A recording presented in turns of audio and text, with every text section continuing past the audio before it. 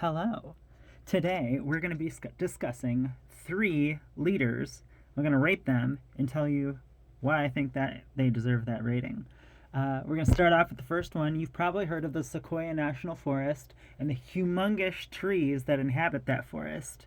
But have you ever heard of the man that they're named after? A Cherokee man named George Guess, um, more commonly known as Sequoyah or Sequoyah, meaning black wolf in Cherokee.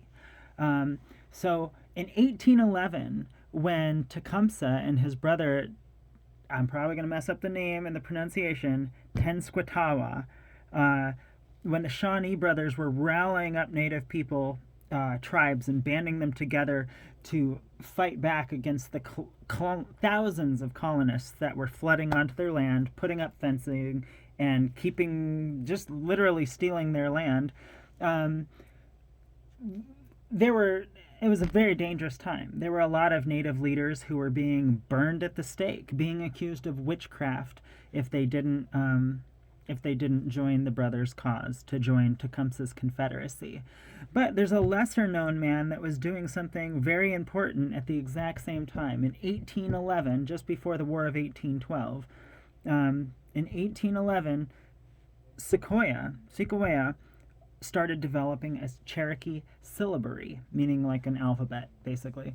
Started creating this with the help of his daughter, Ayoka, and they eventually, years later, about a decade later, they came up with this syllabary. They finished it. It was awesome.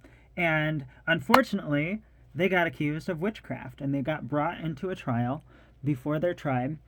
And they started passing notes back and forth in the Cherokee language to prove to everybody that no, we did in fact create a written language. And he was kind of a visionary in my opinion, because he wanted to prove to other people that natives weren't savages. They were sophisticated people that just hadn't developed a writing system yet. So anyway, the people in the trial become so impressed by watching this man and his daughter pass these notes back and forth, proving they had in fact written a language like they said, that within a few years the Cherokee Nation actually adopted the syllabary. And within 5 years of that, the entire Cherokee Nation, almost all of them could read and write, and their literacy surpassed that of the surrounding white settlers. And what they did with that is extremely interesting. And everything I'm about to describe, Sequoyah is like involved in all this. So they end up forming they get a printing press, and with the printing press they create a newspaper called the Cherokee Phoenix. Or sorry, yeah, the Cherokee Phoenix.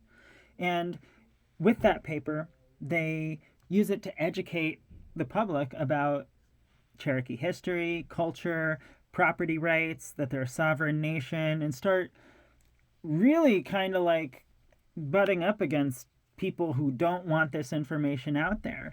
And I always think this is so cool. Some of the great revolutions of history, think about, they all started with a printing press. Media is really important. So, like, take the Protestant Revolution. Couldn't have happened without the Gutenberg press. Or take the American Revolution. Couldn't have happened without Benjamin Franklin's printing press. Well, things started to heat up as they're educating the public on this. People have found gold on their lands. They're saying people are wanting to vote for this Indian Removal Act that Andrew Jackson is promoting. And tensions are high. Anyway, the Indian Removal Act does pass, and the Supreme Court rules that it's unconstitutional. Chief Justice John Marshall said, no, you can't relocate these people. This is unconstitutional. You can't outright take native lands. That violates the treaty clause of the Constitution. And Andrew Jackson famously stated, Chief John Marshall has made his decision. Now let him enforce it.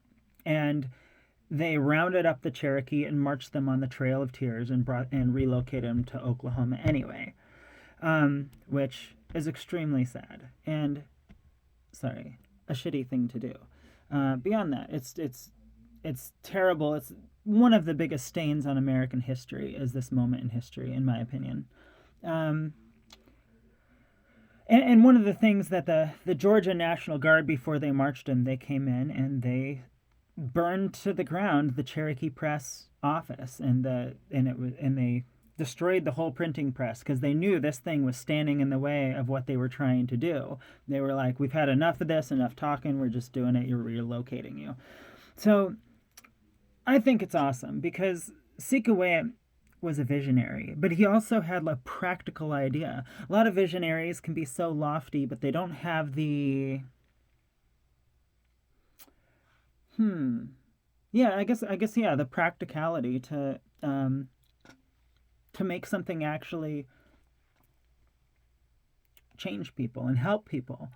And it reminds me of a saying from the author of The Jungle, Upton Sinclair. He said, "It's better to educate people than to alienate them, and it's better to feed than to fight." And I think Sequoyah really did that. He was very much like seeing where they were coming from, seeing the media that they were reading about Native people and what the talk of the time was, and they decided to educate people. They even used that syllabary to create the first Native American Constitution. They created the Cherokee Constitution, and I just think that's awesome because if you're gonna lead people, it has to be accessible. That means like nobody really gets left behind. You got to be able to make sure people have access to what you're trying to do, and I think that it's a unique leader that unfortunately a lot of people have never heard of, and I guess that's why I chose Sequoyah as the first leader I want to describe.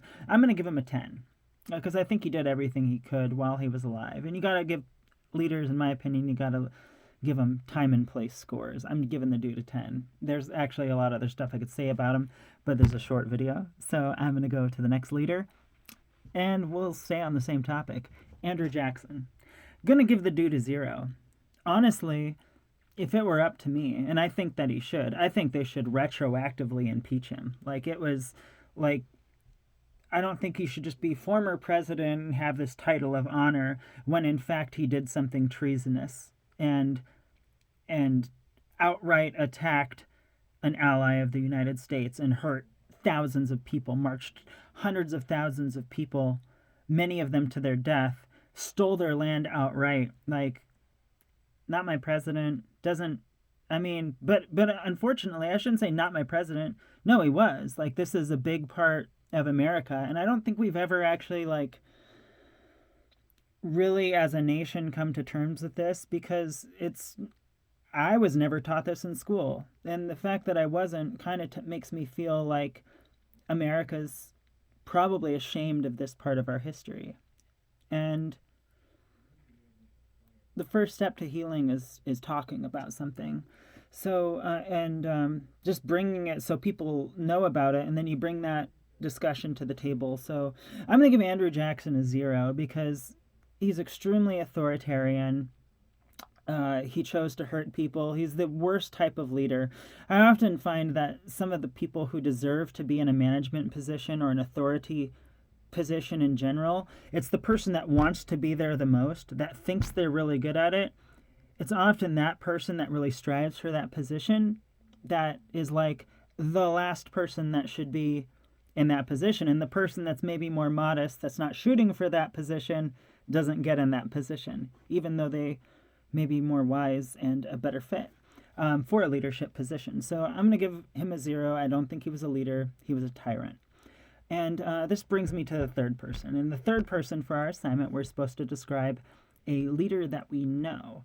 And I'm going to stay on the same storyline because I wasn't going to do him at first, but I was like, ooh, let's bring continuity to this tale. So I was hitchhiking the country. I was actually hitchhiking from Iowa to Florida, and it was winter.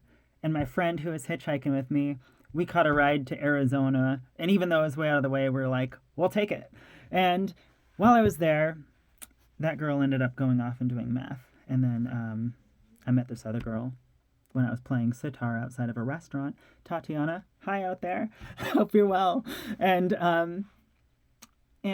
she goes, I'll come to Florida with you and learn how to live in the wilderness if we can go to the redwoods first. I've always wanted to see the redwoods. And while we were hitchhiking there, we hitchhiked from Los Angeles, and we had a cardboard sign that said, "We need an angel," because it's the city of angels. We couldn't get a ride because it's Los Angeles. Who's going to pick up hitchhikers there? We've all played Grand Theft Auto. And so we end up catching a ride with our "We need an angel" sign.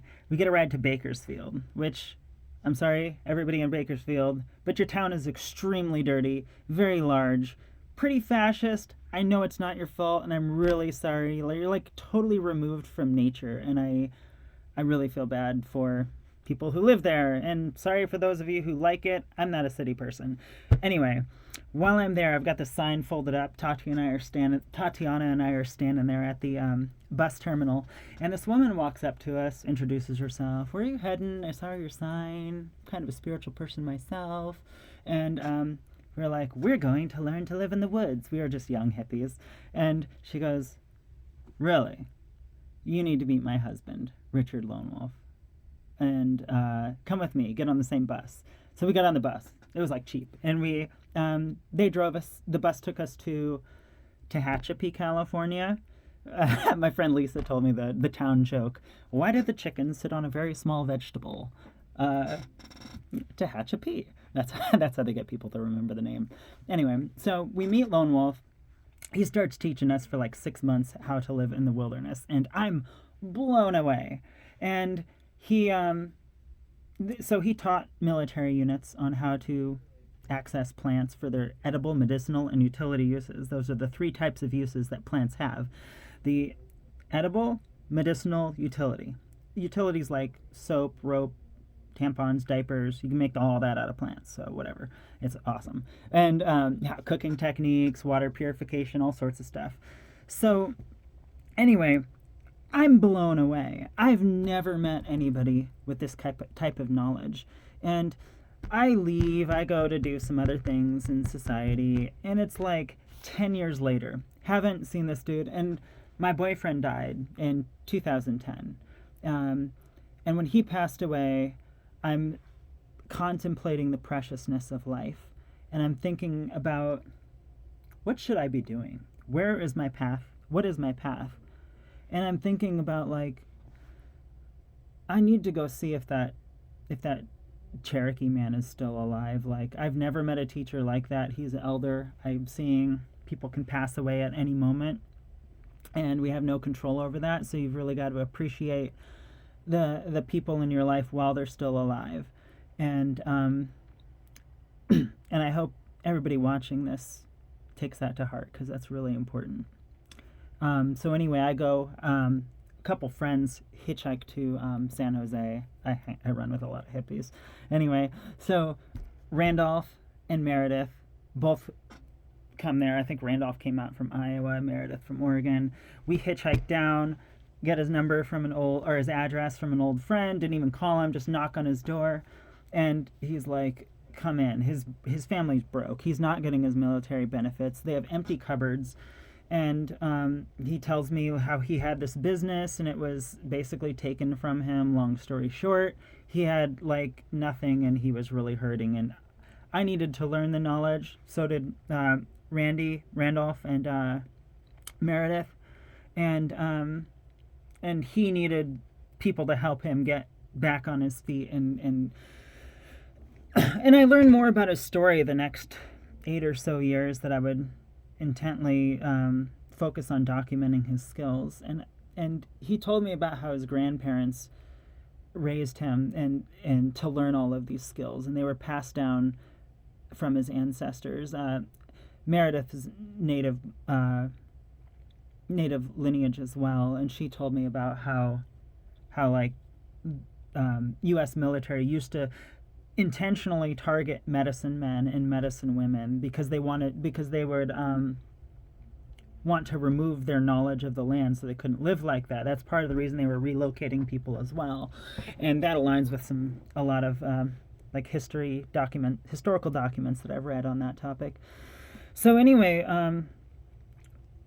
I'm realizing the preciousness of this knowledge. Like, this is not just wilderness survival for me so I can escape society and go learn to do this by myself. This is like knowledge that was forcibly taken from my ancestors and native people's ancestors, and we are basically raised inside of this commercial environment, removed from nature. A lot of us have no place that we can legally grow food, and we're basically told get a job or starve. Like, I mean, I'm sorry, I don't fully enjoy it, but I'm being honest, hey.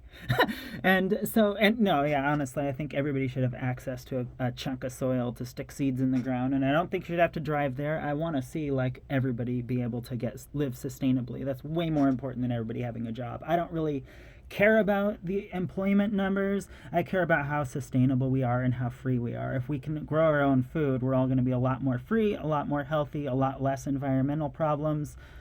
So anyway, that's part of why also I find him to be one of my personal heroes. Is he kept this knowledge alive, and he learned. He not only did he learn from his all four of his grandparents this knowledge that was handed down, but also he sorry he also studied in books. Like, he could rattle off the scientific names of plants like none other. Like, we were in a Walgreens one time, and he picks up this Technu. It's like used for removing poison oak rash, and he goes, "Oh, it's got Grindelia in it," and he's like, "Yeah, that's Grindelia. That's the same plant, Indian gumweed." And then he's like, "Valium comes from valerian root," and he started like making this connection that, like, I think today we're raised to think, oh, we use pills, plants are plant medicines aren't real. But I mean, this is a guy that taught the military. Like, he's got credentials, and he knows the chemicals that are inside the plants, which are extracted by industries in order to formulate these products. And if more people knew that we could go to the plant and get the same effect, and it's free, we just stick a seed in the ground, like, we would all be a lot more free. So this man gave me something that is way more valuable than gold. And in fact, that was one of the things, is while he was teaching me how to live out there, which I invested years learning these skills. There, a lot of times gold miners would come out. I mean, with the drought in California, the water levels are really low, so gold mining was going crazy because they could access all these spots in the water that they weren't able to access before. And they'd always try to get me to, like, come find gold, it's great. And I was like, I'm not going to make the same mistake my ancestors made. Like, I'm going to stay here and learn from this Native American that's willing to teach me these skills. And there was a lot of, like, there was some racial tensions between other Native people that I would talk with as well, and them feeling kind of uncomfortable around like they've had their trust violated from other white people. And the way that he interacted with people, saying, you know, red, white, black, yellow, it doesn't matter what color we are, we're all on the medicine wheel. Those are the 4 colors on the Native American medicine wheel. He's like, we all belong on the earth. You don't see a white horse not wanting to hang out with a black horse. They're just 2 horses and they run around together. Like, and I thought that was beautiful and very enlightened perspective, to be able to forgive people who hurt you, and then say, okay, you're forgiven. That's off the table.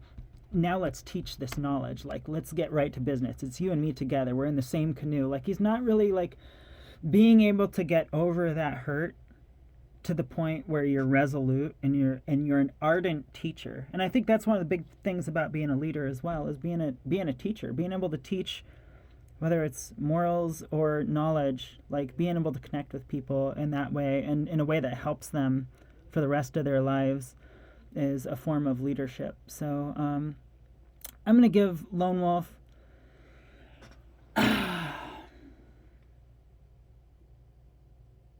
going to give him a 10.